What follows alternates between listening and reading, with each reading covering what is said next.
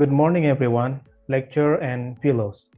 Thank you for this occasion. My name is Nico, and today I'm very happy to share with you two important concepts in linguistics, deixis and discourse grammar. In these presentations, I will explore how deixis plays a role in constructing meaning in discourse, as well as how discourse grammar provides a framework for understanding the relationship between sentence in a text or conversation. Well, let's get started. Deixis, the word comes from Greek. Deixis means pointing. It's a word or phrase whose meaning depends on the context of the speech. Deictic words cannot be understood without information about who, where, or when the utterance took place. Deixis is a concept in linguistics that refers to words or phrases whose meaning depends on the context of the situation in which they are used. Deixis is often related to aspects such as time, place, and the identity of the speaker or listener. There are several commonly recognized types of deixis, including personal deixis. It refers to personal pronouns that indicate who is involved in the conversations. Examples are I, you, he, and they. The meaning of these pronouns depends on who is speaking and to whom they are speaking. The second one is deixis tempora. It relates to time. Words like now, yesterday, and tomorrow are examples of deixis temporalia. The meaning of these words depends on the time when the utterance is said. The third is location deixis, refers to a place. Words like here, there, near, and far indicate location depending on the position of the speaker and listener. Discursive deixis, it refers to elements in the conversation or text being discussed. For example, the words this or that can refer to objects or ideas that have been mentioned earlier in the conversation. Social deixis, it refers to the social relationships between the speaker and the listener. This can be seen in the use of different forms of address such as you and your or sir or ma'am, which indicate the level of formality or closeness. Deixis is very important in communication as it helps to explain context and clarify meanings that may be ambiguous when viewed in isolation from the conversational situation. By understanding deixis, we can better understand how language functions in social and situational contexts. And then, why are deixis important in discourse analysis? First, it depends on context. Deixis shows how language is tied to the communication situation. And then also, deixis reflects the speaker point of view. For example, here, the word of here, it refers to speaker's location. Discourse cohesion, it means that deixis helps connect ideas in a conversation or text. For example, the word that refers to previous information. Culture and language, social deixis reflect cultural norms. For example, the use of you in Japanese or Sundanese culture. Deixis refers to a language phenomenon where the meaning of word or phrase relies on the content of the speaker and the situation. There are different types of deixis, including person deixis, spatial deixis, temporal deixis, social deixis, and discourse deixis.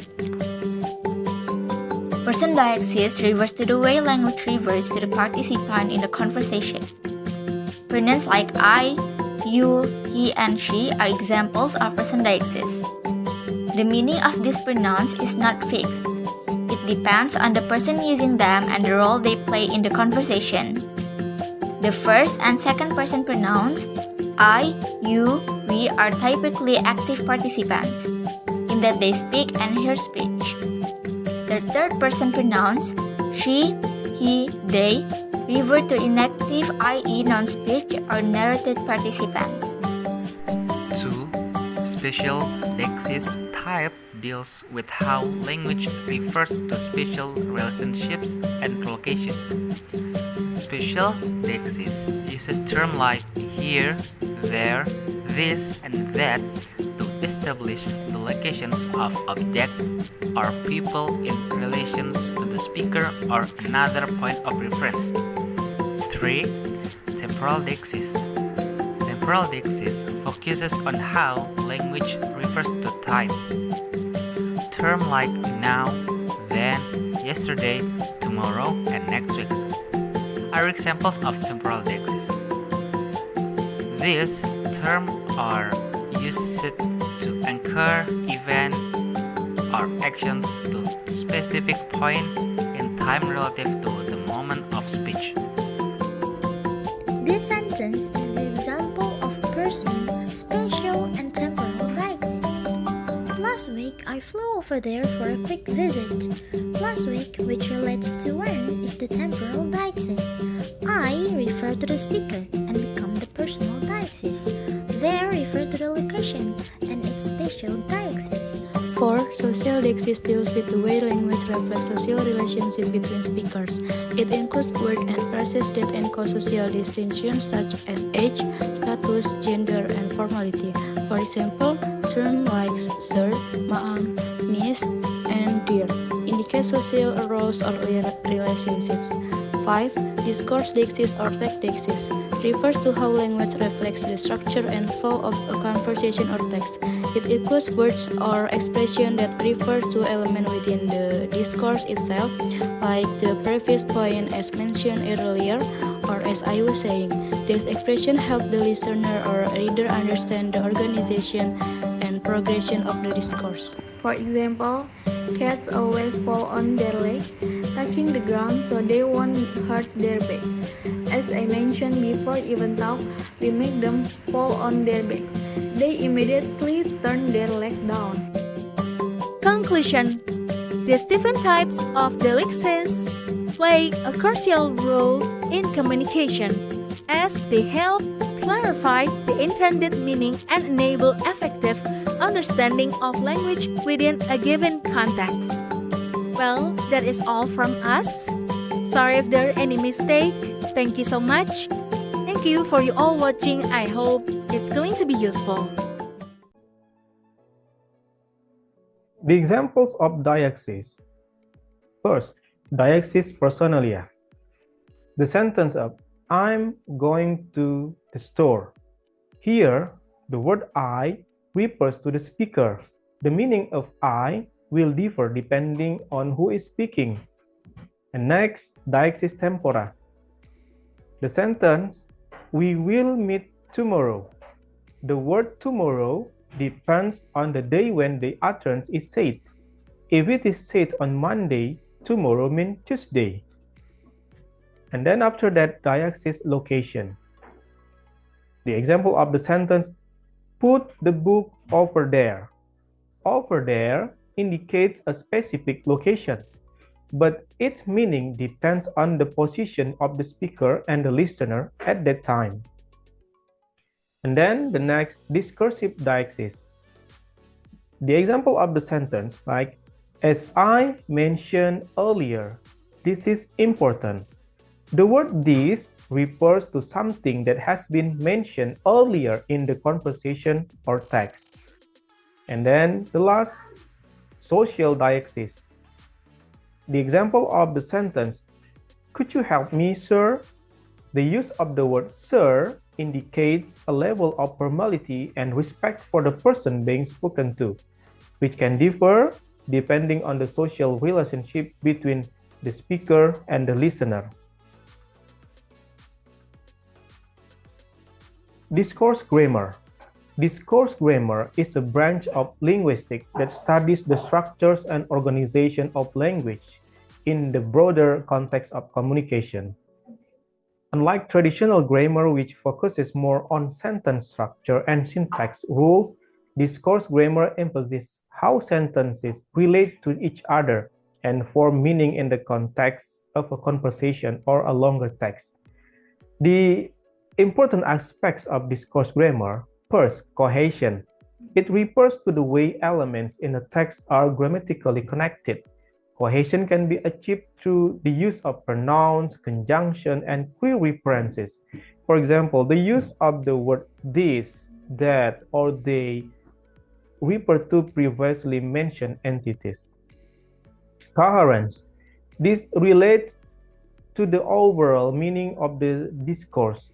Coherence includes the way ideas are organized and how they relate to each other to form a complete understanding. For example, the logical order in which an argument or narrative is presented. Next, discourse structure. Discourse grammar also studies how discourse is constructed, including introduction, development, and closure. It includes analysis of how parts of discourse, such as paragraph or sentences, function within a larger context. Discourse types. Different types of discourse, such as narration, description, argumentation, and exposition, have different structures and conventions. Discourse grammar studies the characteristics of each discourse type and how they affect the way information is conveyed. Pragmatics. Discourse grammar is also related to pragmatics, which is the study of how context affects meaning. It includes analysis of how speaker and listener use language in specific social situations. By studying discourse grammar, we can better understand how language is used in real context, how meaning is constructed in social interaction, and how the structure of discourse affects our understanding of information conveyed. Hi everyone, with me again Fahradila Zahra. In this video, we are going to talk about discourse and grammar. And our first topic is about grammar from a discourse perspective. Discourse-based grammar makes a strong connection between form, function, and context, and it aims to place appropriateness and use at the center of its description. Larson Freeman stated that the form, meaning, and use need to be at the basis of all grammatical description. So that, in other words, discourse-based grammar acknowledges language choice, promote awareness of interpersonal factors in grammatical choice, and can provide insight into areas of grammar that lack of explanation. And discourse-based analysis are also useful for looking at the relationship between vocabulary items in a text. For example, the relationship between the word if and others, which are referring to inside or outside of the text, and conjunction. Alright, now we come to the texture of a text. There are two important attributes for the analysis of discourse. The first one is the unity of texture, and the second is the unity of structure. Alright, the first one is the unity of structure.